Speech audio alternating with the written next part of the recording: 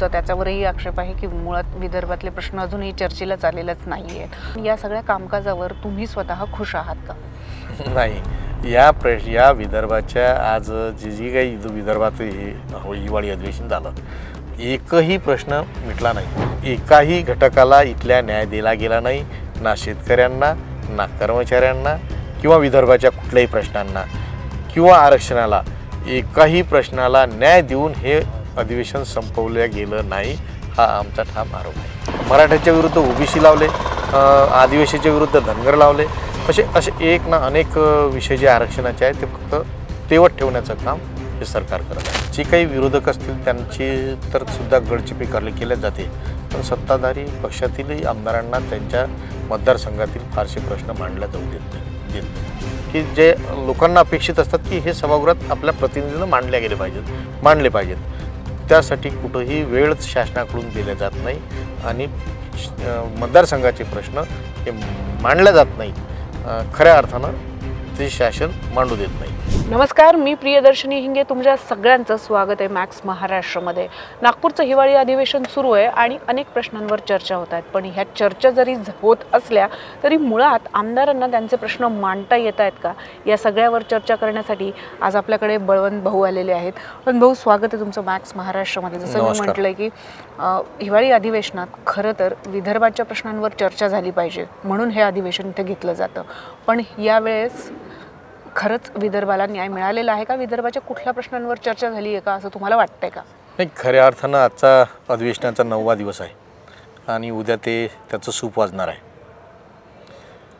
खऱ्या अर्थानं हे जे अधिवेशन असते हे नागपूर कराराप्रमाणे एक हिवाळी अधिवेशन हे नागपुरात झालं पाहिजे, म्हणजे विदर्भात झालं पाहिजे असा त्याचा उद्देश होता त्या कराराचा.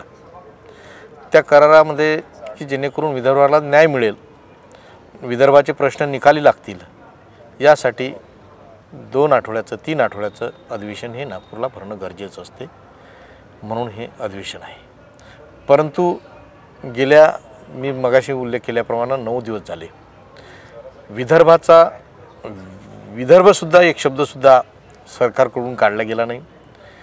मग त्याचे प्रश्न तर 16च प्रश्न अनेक विदर्भाचे. आज माननीय उपमुख्यमंत्री नंबर 2 अजितदादा म्हणाले होते की विदर्भाचा बॅकलॉग पूर्ण झाला. विदर्भाचे प्रश्न एवढे प्रलंबित आहेत. सिंचन असेल, उद्योग असतील, जे एक ना अनेक विषय इथं विदर्भाचे अनुत्तरित आहेत. आपण बघतोय का आज मुख्यमंत्र्यांनी रिप्लाय दिलेला आहे आणि त्याच्यावर मराठा आरक्षणावर त्यांनी काही भाष्य केलेलं आहे. विशेष अधिवेशन घेतलं जाईल असं त्यांनी सांगितलं आहे फेब्रुवारीमध्ये. पण एकंदरीतच आपण बघतोय की मराठा आरक्षणावर खूप मोठ्या प्रमाणावर चर्चा जरी झालेली असली तरी आरक्षण ह्या मुद्द्याला घेऊन सभागृहामध्ये राजकारण होत आहे का आणि जातीमधलं तेढ याच्या निमित्ताने वाढलं जात आहे का? निश्चित. आज मराठा आरक्षणावर मुख्यमंत्री महोदयांनी जे निवेदन केलं त्यात फक्त असं आपल्याला लक्षात येईल 1-1.25 घंट्याच्या भाषणात आधीच्या सरकारला कसं निशाणा करता येईल आणि त्यासाठी कसं ते बॅकफूटवर जाईल अशा पद्धतीनं त्यांचं वक्तव्य होतं. आणि आरक्षणाच्या बाबतीत त्यांनी फक्त वेळ काढू धोरण ठेवलेलं आहे. पुढील फेब्रुवारीमध्ये अधिवेशन घेऊ, स्पेशल अधिवेशन बोलवू, त्यानंतर सर्वकष असं आरक्षण देऊ. परंतु फक्त आरक्षणावर हे राजकारण केले जाते. अनेक पद्धतीनं हे आरक्षण कसं थंड राहील, कसं लढत ठेवता येईल या पद्धतीनं शासनाचं धोरण आहे. म्हणजे ओबीसी, मराठ्याच्या विरुद्ध ओबीसी लावले, आदिवासीच्या विरुद्ध धनगर लावले, असे एक ना अनेक विषय जे आरक्षणाचे आहेत ते फक्त तेवत ठेवण्याचं काम हे सरकार करत आहे. आरक्षणाचे प्रश्न तेवत ठेवलेले जरी असले तरी मुळातच आपला आमदार जो आहे तो सभागृहामध्ये कुठले प्रश्न मांडतो याकडे सगळ्या मतदारांचं जे आहे ते लक्ष लागून राहिलेलं असतं. आणि अर्थातच जेव्हा तुम्ही इथनं मतदारसंघात जाता तेव्हा निश्चितच नागरिकांच्या त्या प्रश्नांना तुम्हाला उत्तर द्यायला लागत असतं. पण अशा वेळेला तुम्हाला असं वाटतं का की सभागृहामध्ये आपण आपल्या मतदारसंघांचे प्रश्न मांडण्यासाठी आपल्याला तितकासा पुरेसा वेळ मिळाला आहे किंवा आपण ते मांडू शकलो आहे, याचं समाधान तुम्हाला वाटतंय का? नाही, मतदारांची निश्चित अपेक्षा असते की आपला लोकप्रतिनिधी सभागृहात आपले प्रश्न कसे उपस्थित करतो.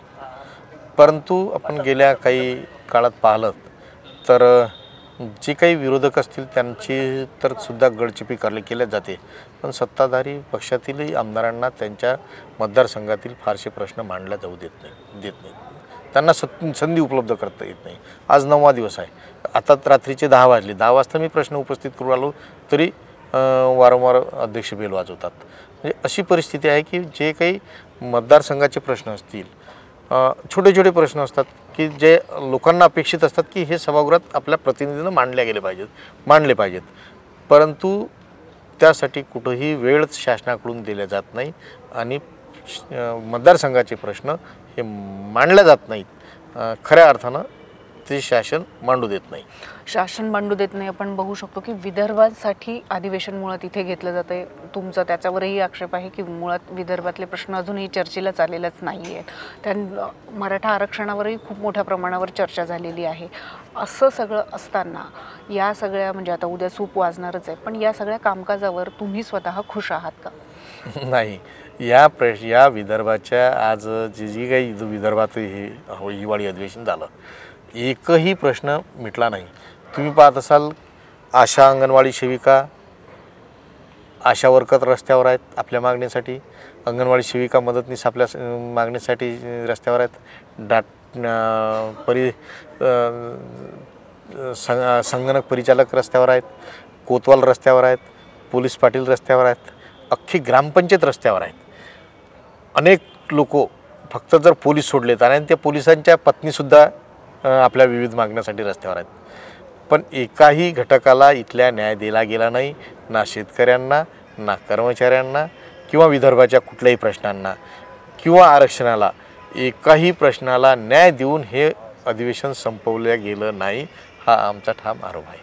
आपण बघतो की संविधान चौक असेल किंवा नागपूरच्या विविध भागांमधनं मोर्चे येताना आपल्याला दिसतात, पण मात्र त्या मोर्चांचं किंवा त्यांच्या मागण्यांचं कुठल्याही प्रकारचे पडसाद जे आहे ते सभागृहात यावेळेस पडताना आपल्याला दिसून आलेले नाही. याचं काय खास कारण असावं? पडसाद पाहायला मिळाले नाही. म्हणजे अनेक मोर्चे, परंतु शासनानं पूर्णतः त्याकडे दुर्लक्ष केलं. जर आरक्षणाची जर चर्चा असेल तर ते एकदम तीन दिवस ठेवली की त्यांना माहीत होतं की बोलून काय बोलणार आहेत, फक्त आपल्याला टाईम गमवायचा आहे. टाईम त्यामध्ये गमावलेला आहे आणि फक्त आरक्षणाच्या मुद्द्यावर चर्चा चालू दिलेली आहे. त्यामुळे जो काही सभागृहाचा बहुतांश टाईम होता तो टाईम हा आरक्षणाच्या मुद्द्यावर घालवला गेला. इतर प्रश्नाकडे सपशेल दुर्लक्ष केलं.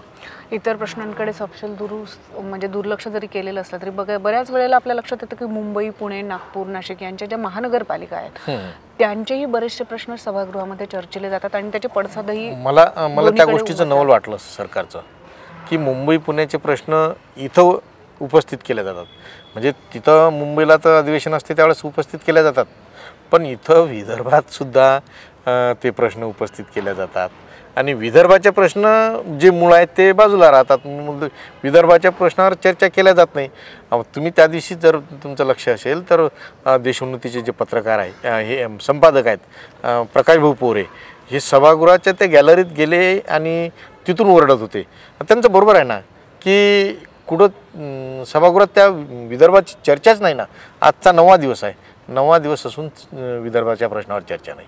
विदर्भाचे आणि खास करून ग्रामीण भागांच्या प्रश्नांची चर्चा होते का असं तुम्हाला वाटतंय का? कारण एकंदरीत दिसून असं येत आहे की बऱ्यापैकी जे ग्लॅमर ज्याला उपलब्ध आहे अशा सगळ्या प्रश्नांची चर्चा जोरकस होताना दिसते, पण ज्याला ग्लॅमर नाही आहे त्या प्रश्नांची चर्चा मात्र होताना दिसत नाही आहे. ग्रामीण भागात खूप प्रश्न आहेत, छोटे प्रश्न आहेत. शेतकऱ्याचे प्रश्न एवढे आहेत की त्याचा विमा भेटला नाही, त्याची ते कर्जमाफी झाली नाही पूर्ण, त्याला जे प्रोत्साहनपर जे 50,000 होते ते भेटले नाही. फक्त शासन उरबळून सांगते, आपले मुख्यमंत्री उरबळून सांगतात की आम्ही शेतकऱ्यांच्या पाठीशी, आम्ही सर्वसामान्य जनतेच्या पाठीशी, परंतु ना शेतकऱ्यांच्या प्रश्नाला कुठं न्याय दिला जात नाही, ना सर्वसामान्य जनतेच्या प्रश्नाला न्याय दिला जात. फक्त आणि फक्त जे काही खोके घेऊन पळालेले होते त्यांच्या ज्या काही हे आहेत, जे लाळ म्हणता येईल आपल्याला, ते लाळ पुरवण्यात फक्त शासनाचा वेळ चालला. बाकी कुठल्याही प्रश्नात वेळ चालला नाही. या हिवाळी अधिवेशनाला जर तुम्हाला एका वाक्यामध्ये समअप करायचं असेल, त्याचं सार मांडायचं असेल तर ते एक वाक्य काय असेल? फक्त आणि फक्त नागपूरला अधिवेशन घेत आहोत हेच फक्त त्यांनी दाखविलं. बाकी कुठल्याच प्रश्नावर कुठलाच न्याय हा मिळाला नाही. आणि फक्त अधिवेशन हे नागपूरला भरवल्या गेलं की उद्या कोणी म्हणू नये की तुम्ही नागपूरला अधिवेशन घेतलं नाही म्हणून. आपण बघू शकतो की एकंदरीतच शेतकरीचे प्रश्न असतील किंवा इतर सामान्यांचे प्रश्न आहेत, याला फारसा न्याय मिळाला नाही असं यांचं म्हणणं आहे.